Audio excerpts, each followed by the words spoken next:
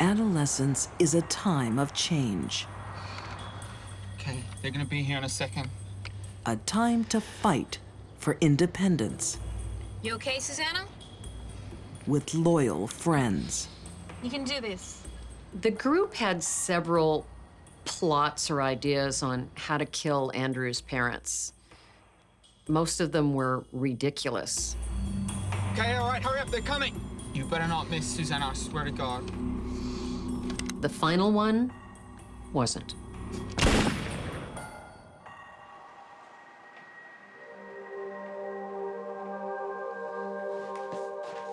Oh, this is disgusting.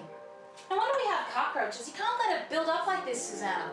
In Mansfield, Texas, Susanna Toledano is an awkward, shy 19-year-old. It's the least you could do. She only has one friend in the world, Okay, Chelsea Richardson. I'll do them now. Thanks, hon. Look, I don't mean to be a bossy boots or anything, but fair is fair, you know? You're right. Susanna was living at Chelsea's house because she and her mother did not get along. She and Chelsea had become fast friends when Susanna moved down from Illinois to Texas. Susanna felt obligated to Chelsea. Susanna was shy, and there she had a friend who would help her and be with her and make it so she wasn't so lonely. Author Stella Sands says Susanna found the support she couldn't get from her family. But her new best friend isn't as generous as she appears. It seemed that Chelsea always chose people she could manipulate. She liked to be in control, and she chose people who she could control. One person called her a master manipulator. Whatever she wanted, she would somehow get. Chelsea desires an easier life, like that of her boyfriend, Andrew Walmsley. Who wants a brownie? No. Oh, nice one. Andrew lived in Walnut Estates, which is a very fancy place of two-story homes, brick and stone, and he had everything that he ever wanted as a kid. The hell are you doing? Stop it! Andrew and his sister live a privileged life, thanks to their parents. Cut it out. Your father's working. Rick and Susanna Walmsley, by all accounts, loved each other very much. They're still hot. Oh, honey. And were hardworking people who had really built up a life for themselves to live in this very affluent, beautiful neighborhood full of expensive homes and happy children and golf courses.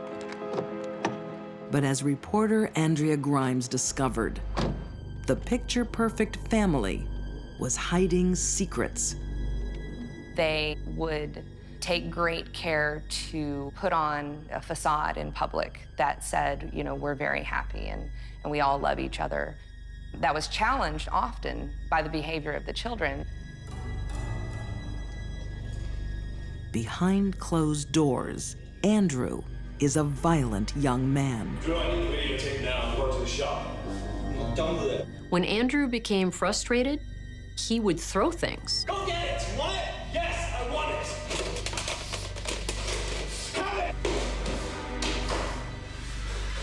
Are you crazy? That's a last straw. You're cut off, man. When a child becomes violent with a parent, and that parent is not violent toward them, No gas money, no allowance, nothing for you! I hate you, asshole! it's forecasting doom. Come on, babe. Something bad is going to happen. We're gonna have all the cars you want. His new girlfriend encourages Andrew's growing hate. Have that life we've been dreaming of. Andrew's family thought that Chelsea was white trash Just gotta think positive. and that Andrew could do better than her, which fueled Andrew's dislike for his parents. Come on, Drew. Your parents are loaded. I told you, I got cut off. My dad's not giving me anything. You're entitled to it. It's your birthright.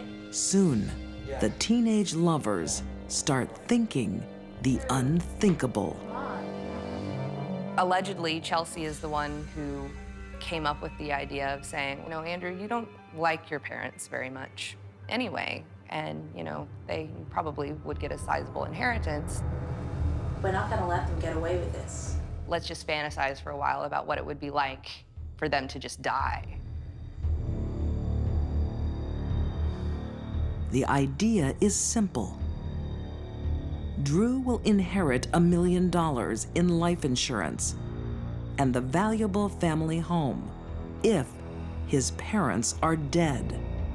Not only did they plan to kill the parents, but one of their plots was to kill Sarah, his sister, so that Andrew wouldn't have to share the insurance money and the $1.6 million home. And Andrew assumed somebody dies, you get it right away. Within weeks, their crazy fantasy becomes real. Hold it. They're plotting murder without dirtying their own hands. They want their gullible new friend to do it for them. God, you live here rent-free. We drive you to work every day. I mean, we helped you out when you had trouble with your mom, remember? Drew's having trouble with his family. We're gonna help him out. Andrew and Chelsea made Susanna feel as though she owed them something. That because of the friendship and the companionship they gave her, she needed to do something for them. And what they wanted her to do was kill Andrew's parents.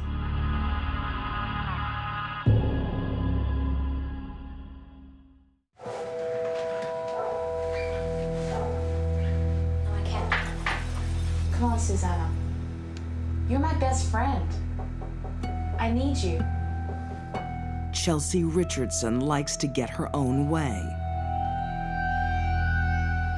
In 2003, that means persuading her best friend, Susanna Toledano, to kill her boyfriend's parents. Susanna had a very low opinion of herself. If somebody asked her to sell the most Girl Scout cookies on the block, she would do that. If somebody asked her to murder someone, she would do that. So where is this restaurant? Somewhere down here on the left somewhere, she said. Okay. I'm hungry. How about you guys? Yeah. The Walmsleys are rich. Their disgruntled son Andrew and his new girlfriend, Chelsea, want their money now. Get ready, they're gonna be here in a second. Susanna, you're okay? They actually attempted to shoot the gas tanks on the family car. You can do this. They believed if they just shot a bullet into the gas tank, the car would blow up, no more family. Insurance money comes the next day, and, you know, they ride off into the sunset together. Okay, here they come. Get ready. Come on. All right, make sure you get the gas tank. Their first murder attempt is almost comical. Ready? Now! Oh my God, you missed! How did you miss? What was that? My God, my God. What was it? Somebody just shot it off. The Walmsleys realized they had been shot at. Are you serious? That was Drew. Just calm down. It was Drew. I swear to God, that was Drew's car. And saw Andrew drive away in the white Mustang that they had bought for him.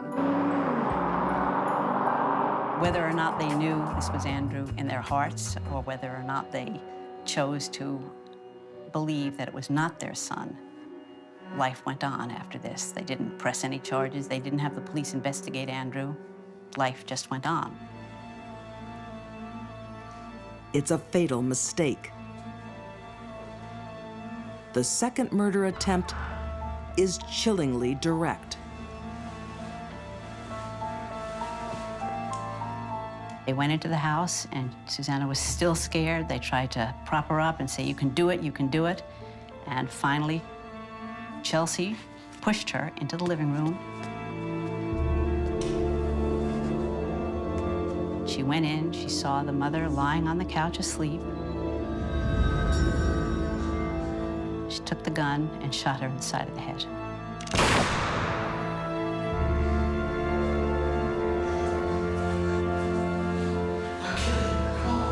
The husband heard the sound.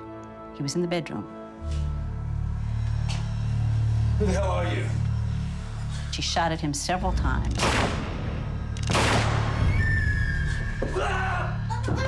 And then he came at her. And they started really fighting. So that's when Chelsea brought out the knives. And that's when Susanna started stabbing him. And stabbed him some 21 times.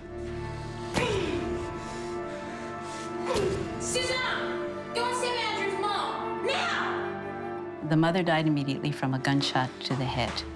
But Chelsea told Susanna to go back and make sure she's dead. Susanna knifed her 18 times.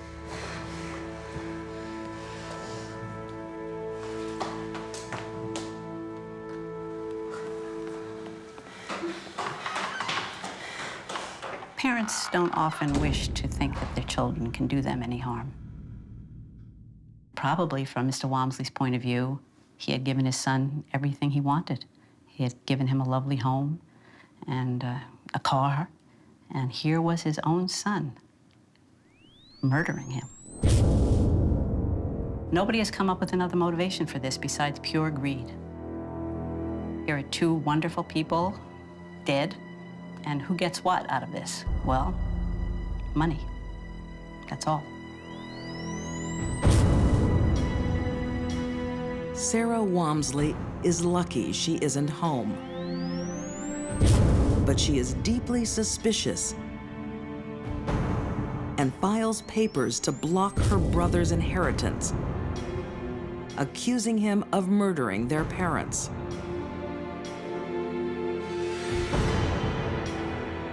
But it's physical evidence that cracks the case.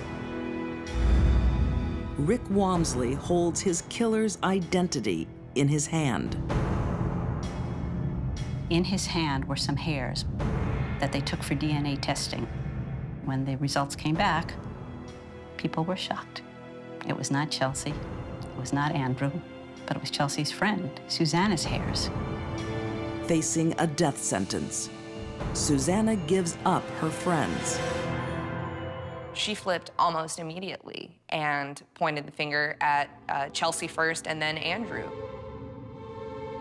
The crazy dream is quickly over. I think Andrew was much, much angrier at his father than anyone knew. And when he hooked up with Chelsea, she fed into his need to take control of his situation. Chelsea was a master manipulator, and frankly, Andrew wasn't very bright. In the battle of wits with Chelsea, he was really unarmed. And Susanna, easy, easy, easy pickings. And they got her to do the dirty work. Andrew Walmsley is sentenced to life in prison. Susanna is spared death row. She also gets life. The harshest penalty is saved for the master manipulator, Chelsea Richardson. She's sentenced to death and is living on death row.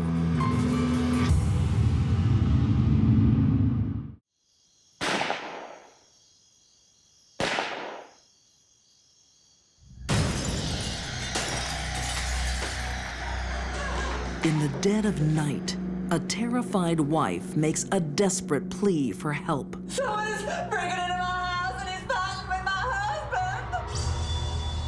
You can't go up there. It's my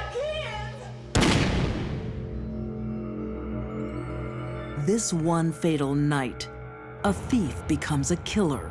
Blood all over the place. A family is destroyed. An intruder had broken in the house and shot her husband. And a woman's deadly secret is exposed.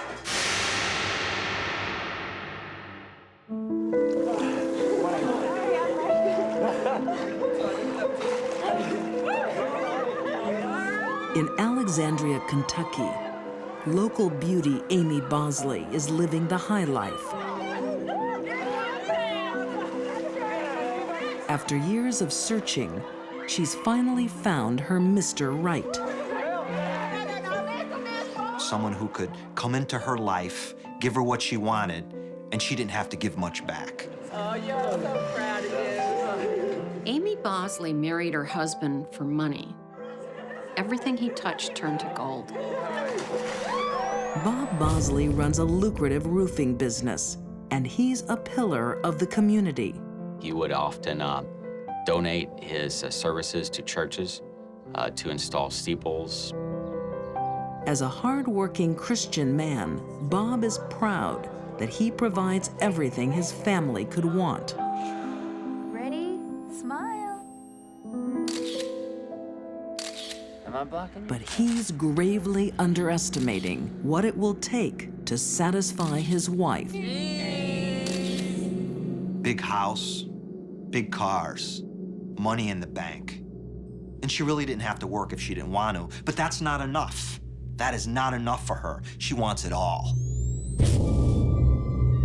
Bob Bosley is completely unaware of the insatiable greed driving his wife.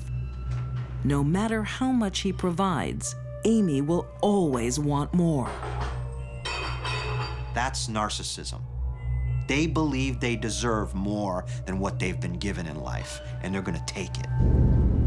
Hey, honey. Gosh, let's push our management skills to you. You want me to do your tax? You know I'm no good at this stuff. You know, the longer I spend up a ladder, the more money we'll make. When Bob innocently asks Amy to manage the company accounts, she sees an opportunity. He trusted her completely, and she completely took advantage of him. Amy begins to see all this money that the business has to pay, by law, the IRS. Amy hatches a plan to deceive her husband. Write a check to the IRS, put it in the books. Bob would see it in the books, but she would never send the check to the IRS. Instead, she would withdraw that money herself and put it somewhere. Amy was having an affair with Bob's money. And it's a passionate affair. Within a few months, Amy steals over $100,000. It took on a nature of its own, and it became a monster. But Amy isn't just stealing from her husband. By committing tax fraud, she's also robbing the US government. And they're not so easy to fool. The IRS started to look into this, thinking Mr. Bosley wasn't paying his taxes. They started sending out letters. What they didn't know was the letters weren't going to Robert Bosley. They were going to a secret P.O. box that Amy had set up to receive those letters. Business is booming for Bob. He believes the family finances are secure. While Bob was climbing the business ladder, Amy was climbing into his business accounts. Amy is bleeding her family dry. She's now stolen over $1 million. But with no tax payments and no contact from Bob Bosley, the IRS believes he is committing the crime. Glass of water? Nope, fine, thanks. Okay, And one day, they finally pay a visit. I'll just get right to the point. Sure. I'm investigating your husband, Bob Bosley, for tax evasion. I can't believe this. If it's not cleared up, he could face a jail term. Oh my God. But even with the threat of prison, Amy keeps stealing. No one's gonna find out. I'm gonna take this money, I'm gonna hide it. Why? Because I deserve it. I deserve this. But there are two things you can't avoid in life: death and taxes. Oh, yes. Yeah, hello. Has my husband contacted you? No, I'm afraid he hasn't. Oh, really? I can't believe it. I'm afraid I'm going to have to take this matter to the police. No, that's not necessary. My husband is here right now. I'm just gonna get him for you. She's smarter than the police. They're never gonna figure her out. That's what she's thinking in her mind.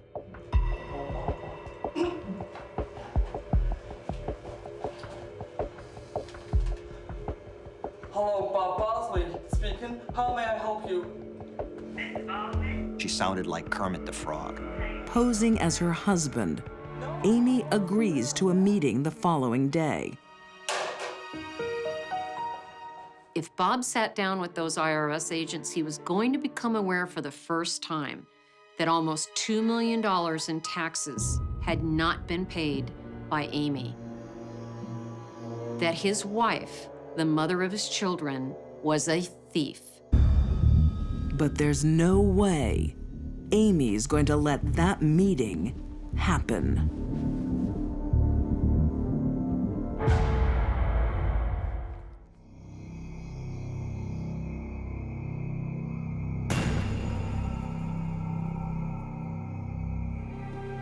Amy Bosley is a thief and a liar.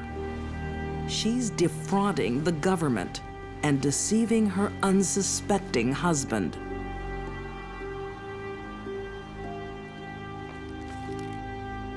Now, she's about to become a murderer. This was a man she once loved.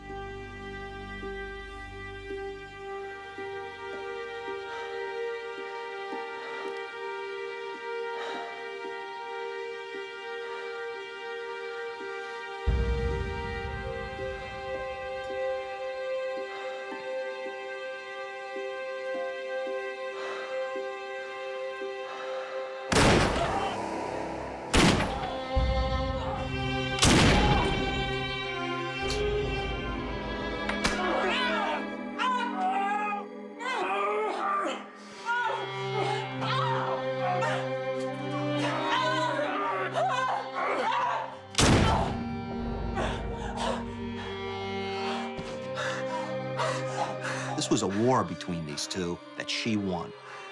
Amy completes the job by firing 6 shots into the man she married.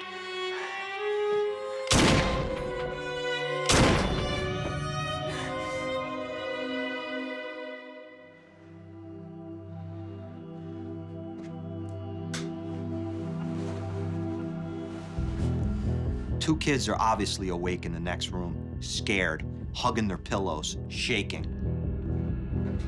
Now she's got to cover her tracks. What's your emergency? Someone is breaking into my house and he's fighting with my husband. I don't know what to do. No! You can't go out there! It's my kids! Police are on the way. She needs to act fast.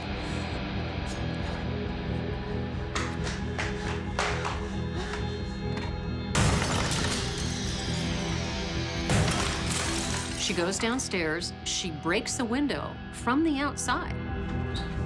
She also opens drawers and cabinets in the kitchen and kind of throws things around. Amy tries to make it look like an intruder has ransacked the house. She caused a panic in the community by saying an intruder had broken in the house and shot her husband. Reporter Jim Hanna was one of the first on the scene. Like the detectives, he wasn't convinced by Amy Bosley's performance. I saw him standing by the bed. I tried to stop him. I tried to grab the gun and look, I can see the hands where he scratched me.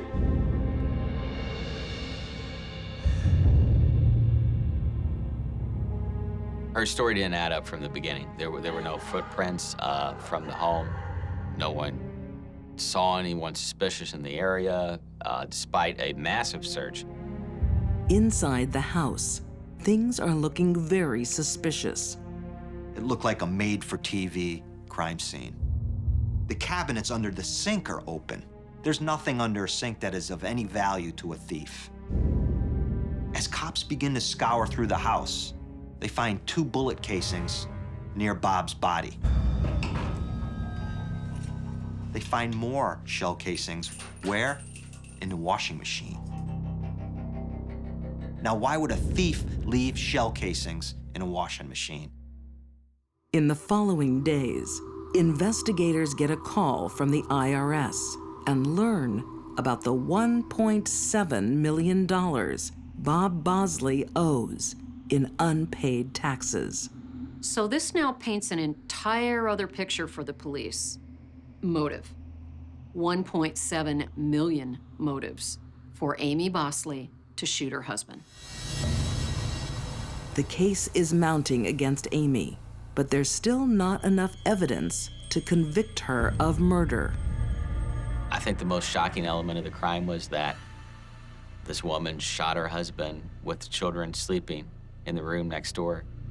Now, I'm going to have to ask you a few questions, okay? Amy thinks she planned the perfect crime.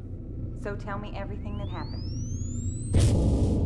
She had spiked the kids' drink so they would sleep through this, but I don't know anyone who could sleep through a 9mm gun being fired multiple times.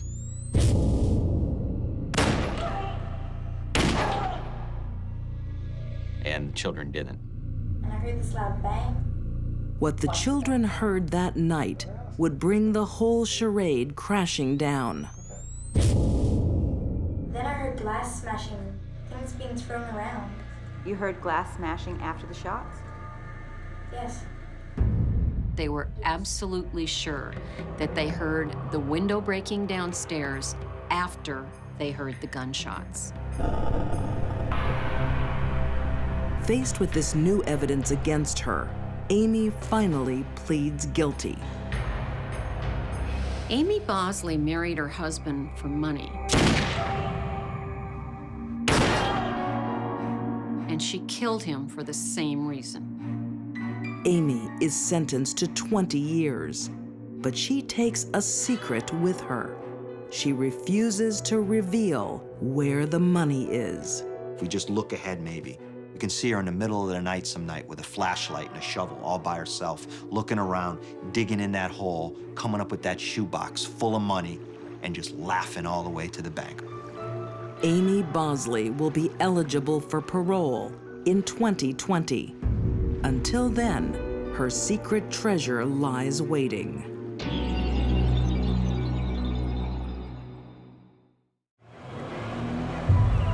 Most teenagers love their freedom. Not 16-year-old Lori Show. Thank you. Please don't be late. I will be here. I love you. She's afraid to leave her parents' side. Anyone who has to live in that fear, you can't imagine what it was like. Oh, look who it is! In Lancaster, Pennsylvania, in 1991, Lori Show is stalked, threatened, and assaulted by another teenager. Do you know you have a whore as a daughter? She would call our house all hours of the day and night until it came to the point where I had to change our phone number. No, it's not gonna stop until she pays.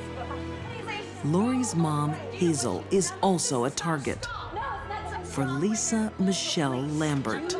Call the police. She would confront me, screaming and yelling that my daughter had wrecked her life. It was scary. I'm an adult, and that girl scared me.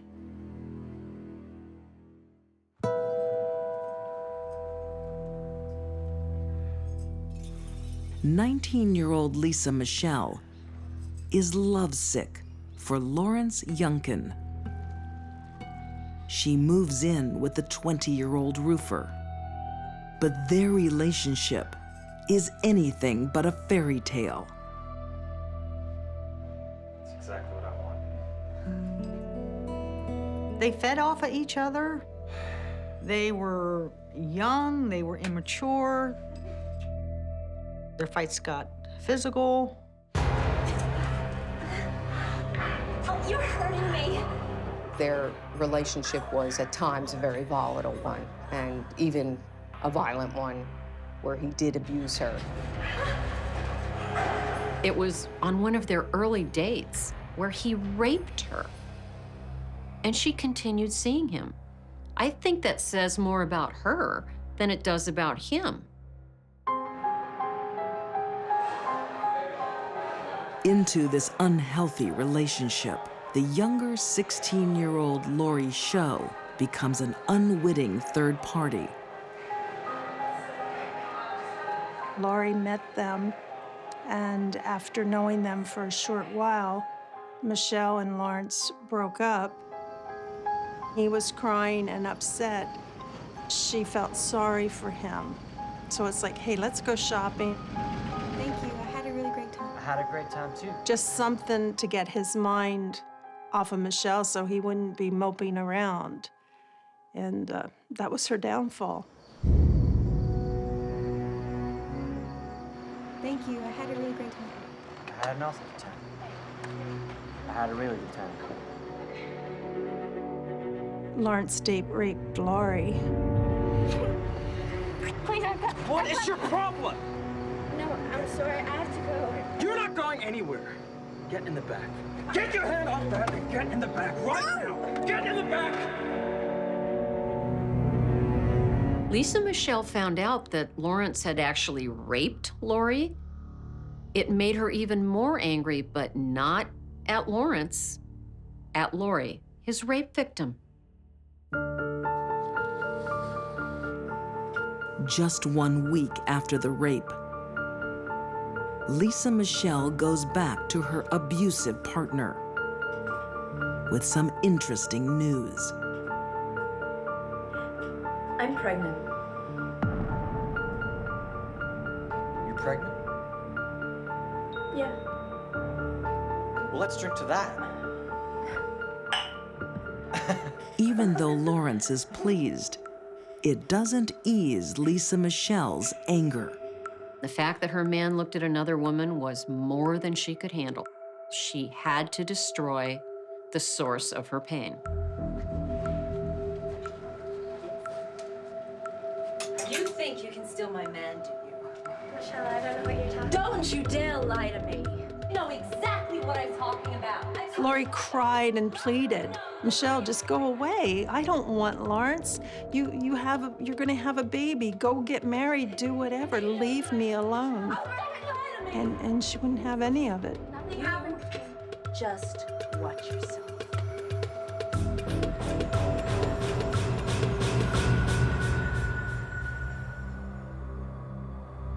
Only one thing will bring this bitter feud to an end. Lori Show's life is in turmoil. A casual night out has led to rape, and she's being stalked by her attacker's pregnant girlfriend.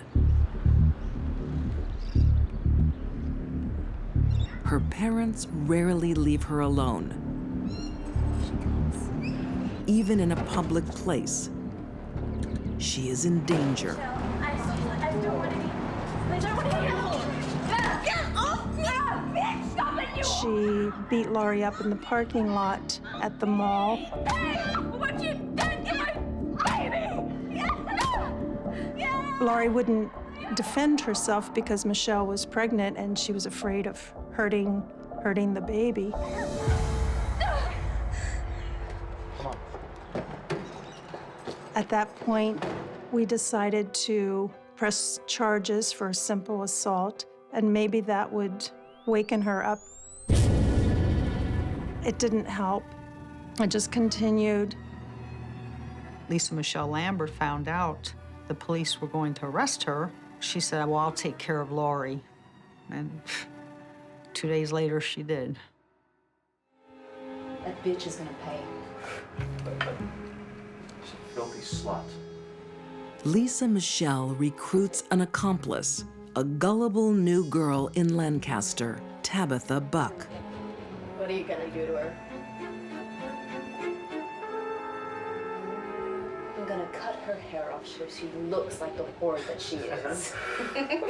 Lisa Michelle convinced her friend Tabitha to go along with it because Tabitha thought it was simply going to be humiliating Lori by cutting her hair. But Lisa Michelle has something far more sinister planned. Police officer Renee Booker was assigned to the case. She remembers Lisa Michelle's meticulous plan. There was a phone call about a problem with Lori at school, and they asked Hazel, the person asked Hazel to meet her the next day at school to discuss this problem. For the first time in months, Hazel leaves her daughter alone.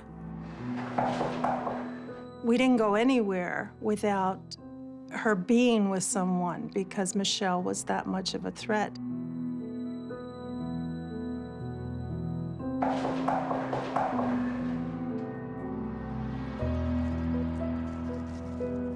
With Hazel out of the apartment, Lisa Michelle strikes. Lawrence Youngkin drove his girlfriend Lisa Michelle Lambert and Tabitha Buck to the condominiums. Tabitha went up first, and Lisa Michelle was nearby. Hey, is Hazel home? No, she's not. I'm sorry.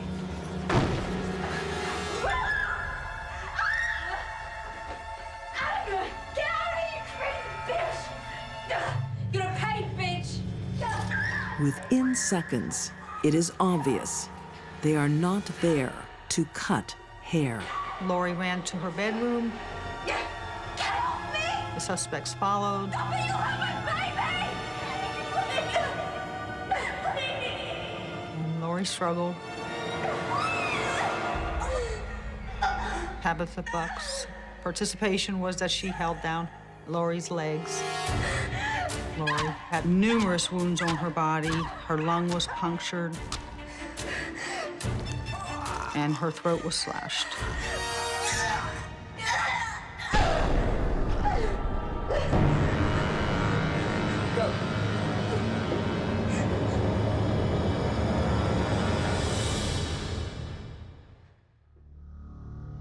When I got to the junior high, there was no one there. And usually I would wait, but that morning something just had me that I had to go home. Hazel returned home to this carnage. Lori! I screamed for someone to call 911, and I went to her side. And at that point, I saw that her throat was cut. I cradled her in my arms and told her I loved her. Who did it to you? Who did it? She was able to whisper to me that Michelle did it. Michelle did it.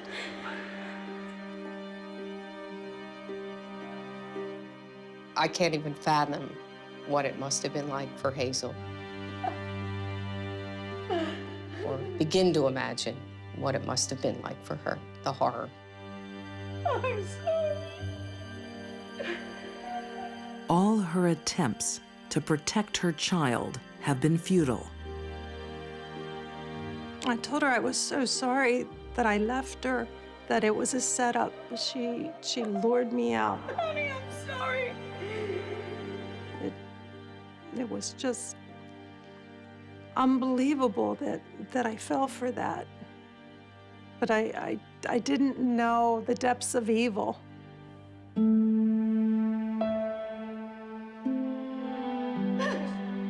The only thing is that I got home in time to talk to her, that I got home to tell her I loved her, and she did nothing wrong. I don't know where I'd be today if I hadn't had that chance. It made all the difference.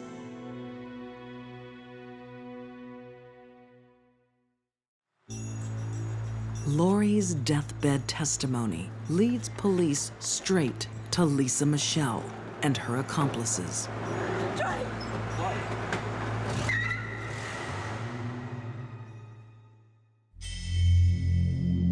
That was a very organized act to get the protector of her victim out of the way, and she succeeded. Lawrence Yunkin is found guilty of third-degree murder and sentenced to a minimum of 10 years. Tabitha Buck is found guilty of second-degree murder and sentenced to life. You got the sense that she was remorseful and very sorry for all that had transpired and seemed somewhat confused as to how maybe it snowballed in the way that it did. While awaiting trial, Lisa Michelle gives birth to a baby girl. She is being raised by her grandparents. Having been found guilty of first-degree murder, Lisa Michelle Lambert will spend the rest of her life behind bars. I don't want to ever see her out. I would be in fear of my life if she was ever released. If Lisa Michelle were released and she were less than 85 years old, some woman somewhere around her would be in danger.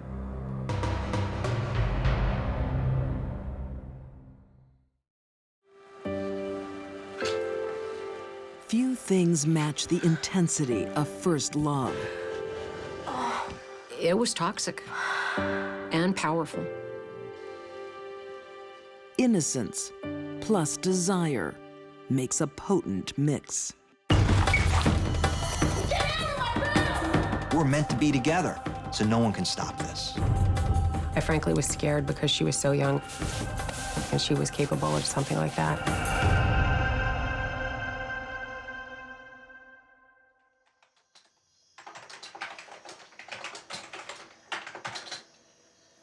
In Nashua, New Hampshire, schoolgirl Nicole Kazinskis has found love online. Nicole hadn't had a lot of boyfriends. She was really caught up by the attention of this guy who was saying amazing things to her about how beautiful she was and what she meant to him. Nicole's just 15. Billy Sullivan is 18. The fact they've never met only adds to the excitement. They filled in sort of the gaps of everyday communications and relationships with fantasies and making these fantastic assumptions about who the other person was.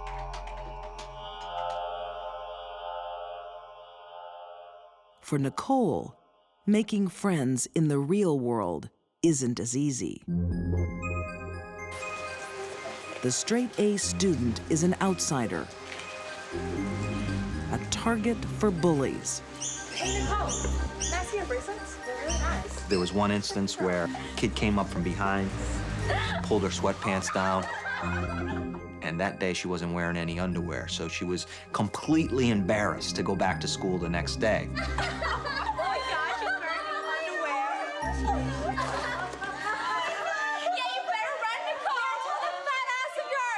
I think the bullying when Nicole was young contributed to low self-esteem, and I think that all of that made her really ripe pickings for somebody like Sullivan when he came along.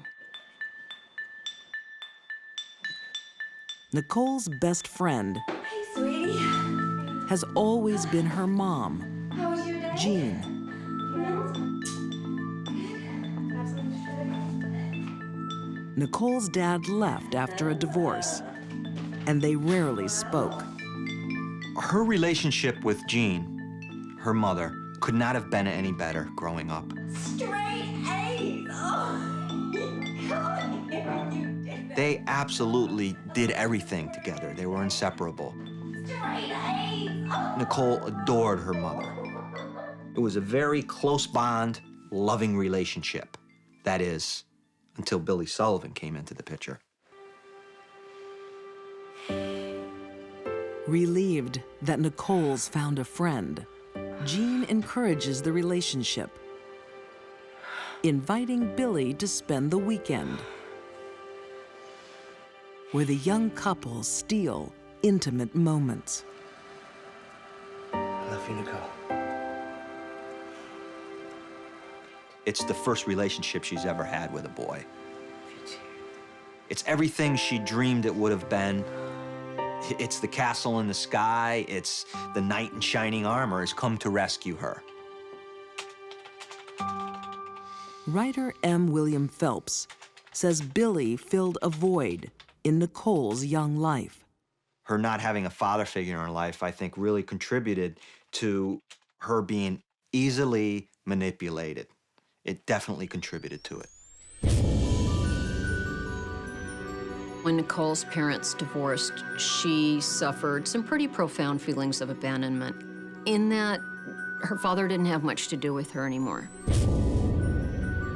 What no one knows is that her boyfriend is fighting his own demons.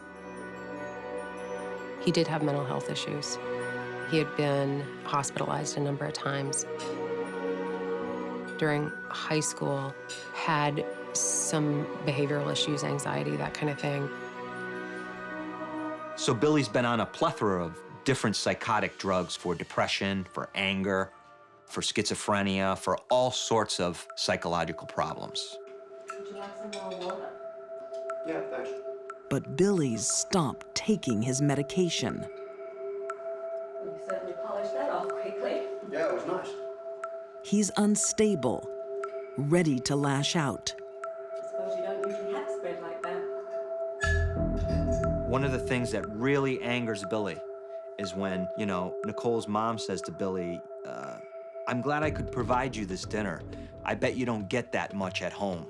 And what's that supposed to mean? That was really rude. Enough. This angers Billy. No. My mom is just as good a cook as you, okay? No. She's better than me. That was crap. That was absolute crap. He thinks it's a slap against his mother, and Billy's a mama's boy. So, if you put his mother down, he's gonna lash back out at you. Nicole, where are you going? Away from you.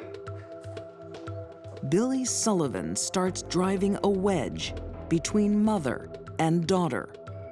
Once again, we have a story of a young, impressionable teenage girl with pretty much no experience with men, meeting someone older who manipulates her and turns her against her own family. She began to hate her mother, and Billy Sullivan put that hate in her. So she begins, everything her mother does is wrong. Billy had planted all of these seeds in her, and they just germinated over a period of time. Soon, Nicole will make a terrifying choice between her mother and her man. Billy Sullivan is everything to Nicole. She will do anything for him, including killing her own mother.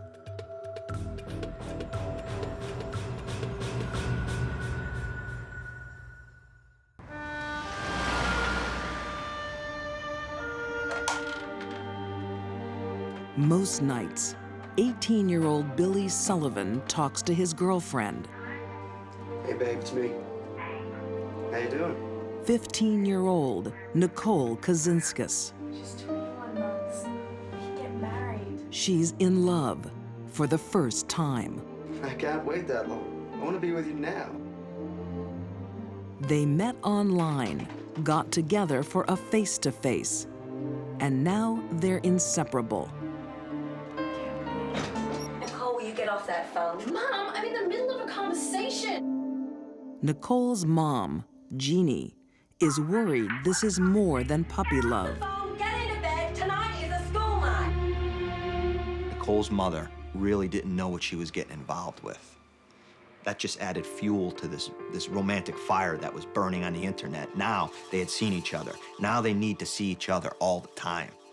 If you don't stop these calls, I'm going to take that phone out of my room. Go to bed. Nicole wants to live with Billy in Connecticut and go traveling. she begs her mom. Jeannie, rightfully so, said, "You're 15, you're finishing school, you're not moving to Connecticut." And that really upset both Nicole and Billy. All they're hearing is no, no, no, no. And to Billy, that's poison. Every time he hears no, that wick gets closer to the end of that dynamite, and it's gonna explode.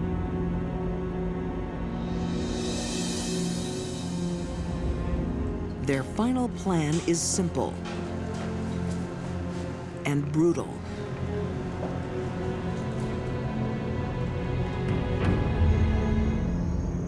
Nicole waits nearby in the car.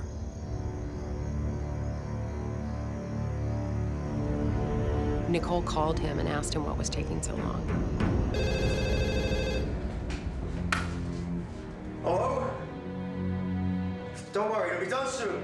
Jeannie started getting upset that Nicole wasn't home and kept saying, "Where is she? Tell her to come home." Nicole, you get your ass back here! Billy began to become angrier and angrier. We're in love. What can you just be happy for? Because she's 15 years old. And who are you to control her life? I am her mother, and I know what's best for her. When Jean turned around, he whacked her across the back.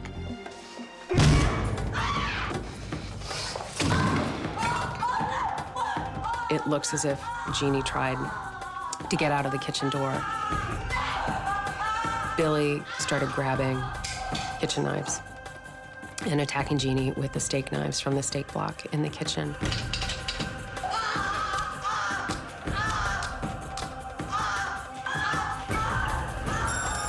A number of the steak knives snapped off during the course of the attack.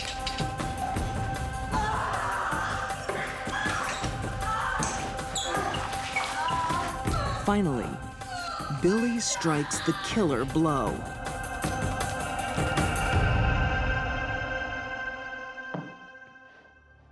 And the knife goes right through a lung, and that's when she says, "I'm done." And she dies.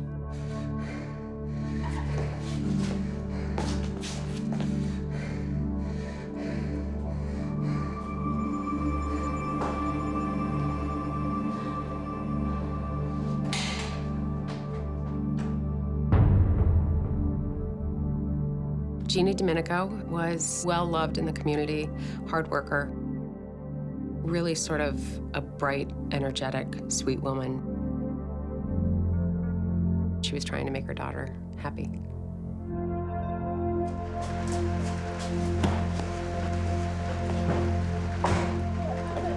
Scott. It's done, she's dead. The young couple have a deal. Nicole has to clean up.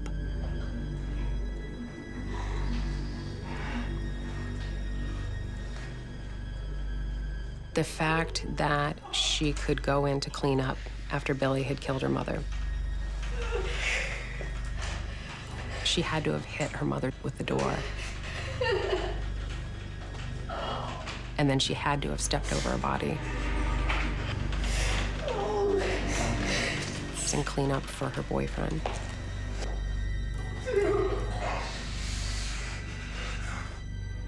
That she was able to do that was chilling to me.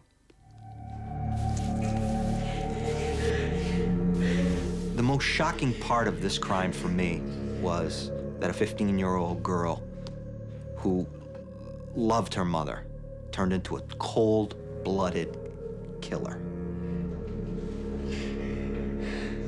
Within hours of the murder, Nicole realizes she's made a terrible mistake.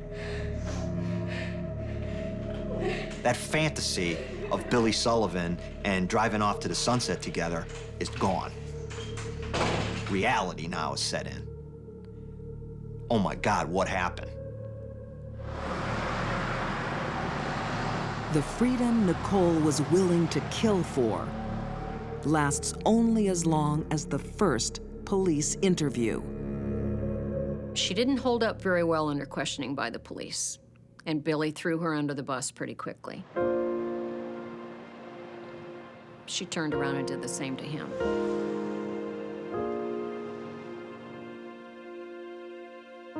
Billy Sullivan is convicted of first-degree murder and sentenced to life without parole.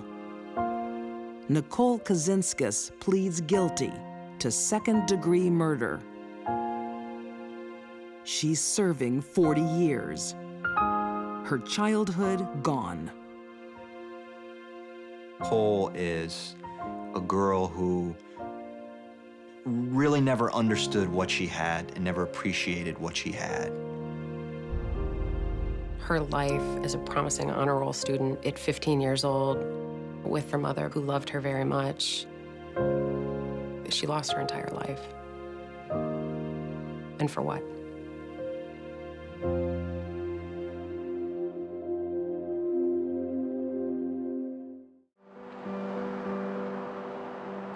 For the well-heeled of Macon, Georgia,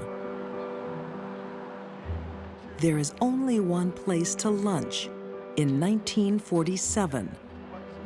It was a real good restaurant. The judges ate there, the doctors, lawyers, people that lived and worked downtown would all go in there for lunch and for coffee during the day. Something brings customers back. That something is 25-year-old Anjet Lyles. Anjet was very good at dealing with people that came into the restaurant, and she shined. That was her world. Anjet was a very beautiful woman. She had a gorgeous face and very good complexion. I get you a straw too, absolutely. Everybody loved Anjet. Judge J. Taylor Phillips remembers the service at Lyle's restaurant as a young lawyer. She would come and sit with you sometimes and talk with you. And she was just a nice person. But Anjet's thrilling career is about to be ripped from under her. Her husband, owner Ben, has had enough. What are you doing outside? That's Kim. What's going on? I sold it. You sold it? You sold the restaurant? Ben sells the family restaurant, along with his wife's dreams. Baby, it's worth twice that. I'm sick of running this place. Oh, you're I'm sick of running this place. Well, that's just fantastic, okay? But he will regret it. She tried to cast all kinds of spells. She had all these candles that she burned. Green was for money, and red was for love. Of course, the black candle was for death. Anjet believes in black magic. But when she really wants something, she also turns to more practical agents. She used an ant poison. It was called taro ant poisoning, and it was supposedly very sweet to attract ants.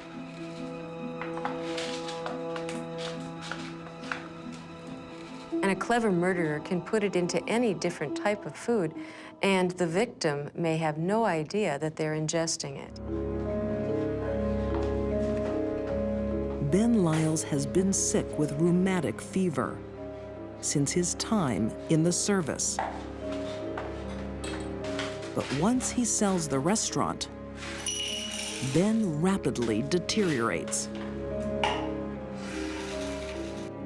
There can be bleeding from the nose and mouth,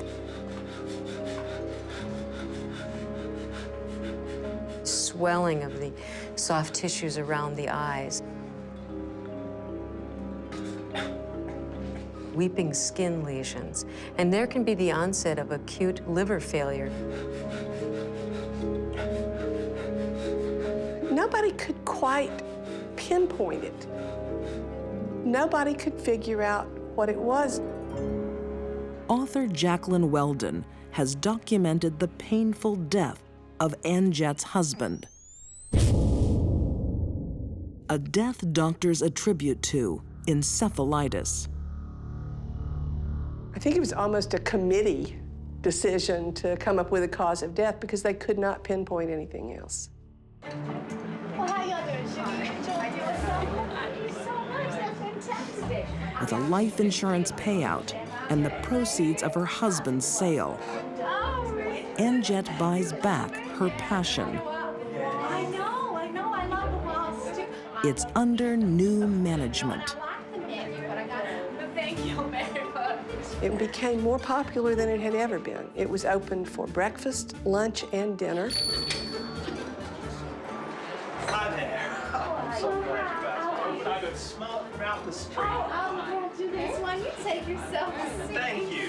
That's no worries. One happy customer is Joe Gabbert, a dashing pilot from Texas.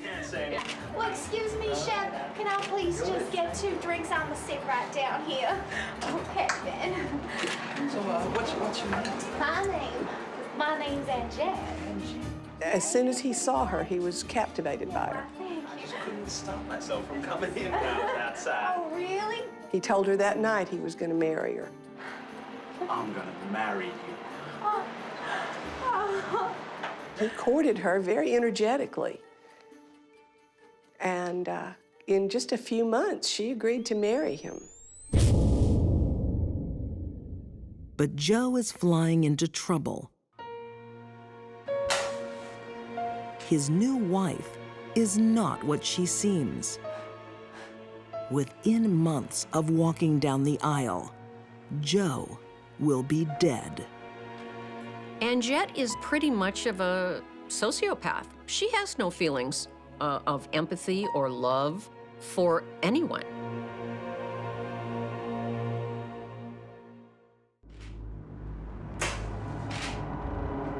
Before she's 30, Anjette Lyles has been widowed twice.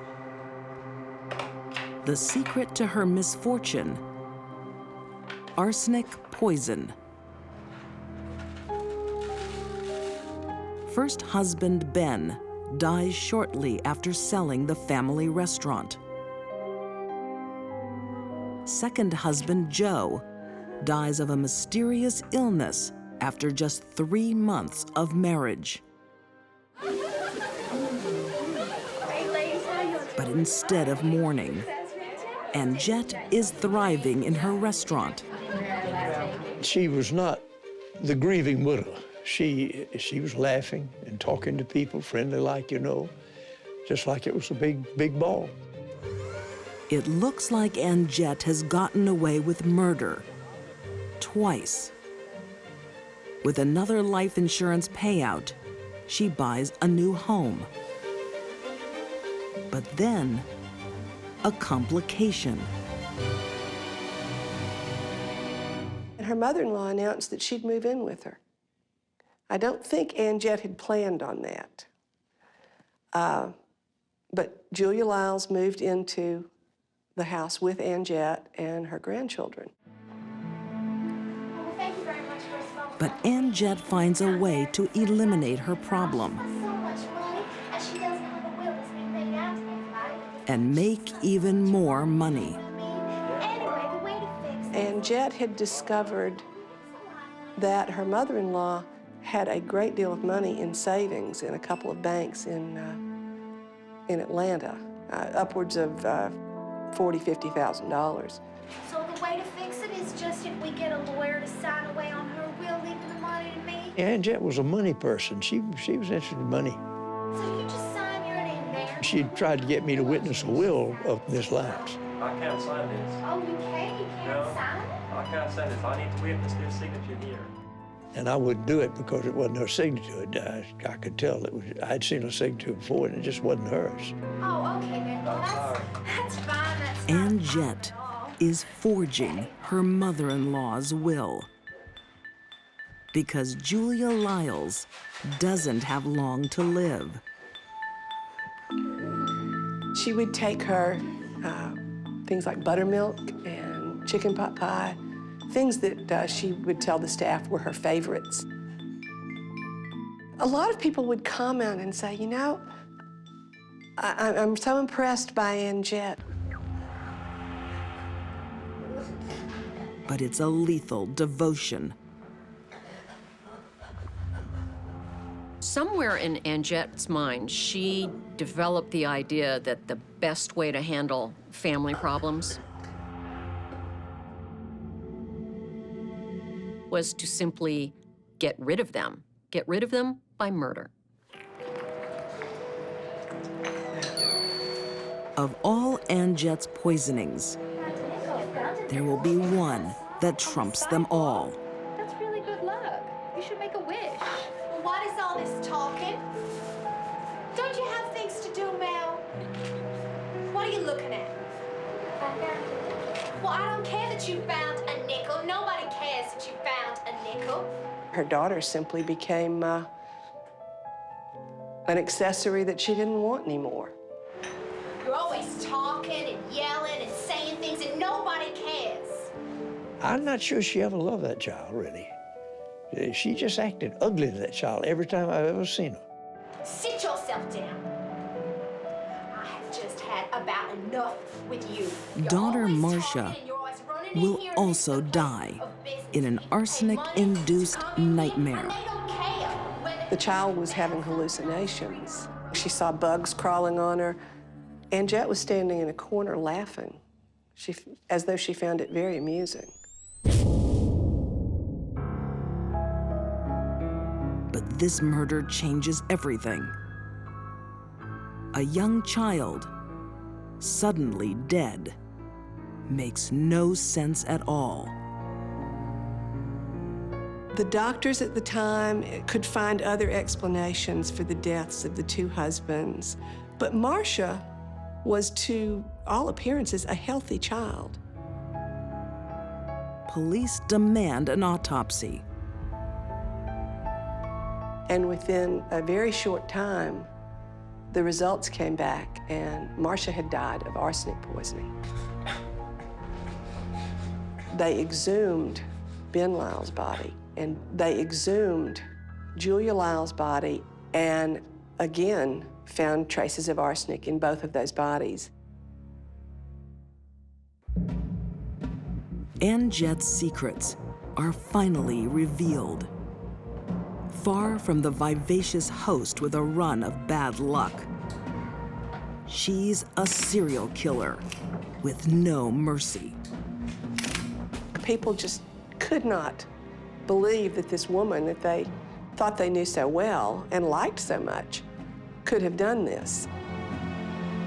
It was just a shock to see what kind of real person she was. Ann Jett Lyles is convicted of multiple murders and sentenced to death. But she appeals on the grounds of insanity and is diagnosed a paranoid schizophrenic. She said, well, they think I'm crazy. If they don't think I'm crazy, they're gonna fry my ass, so they have to think I'm crazy. Ann Jett is spared execution and lives out her life in an asylum. She dies of a heart attack at age 55, but her charm survives to this day. A lot of people never thought she was evil. I think a lot of people thought that she was just had some mental quirk and that caused all of it, and it really wasn't her fault. Ann Jett was a very high-functioning, dedicated, driven, successful businesswoman. That is not a description of a paranoid schizophrenic.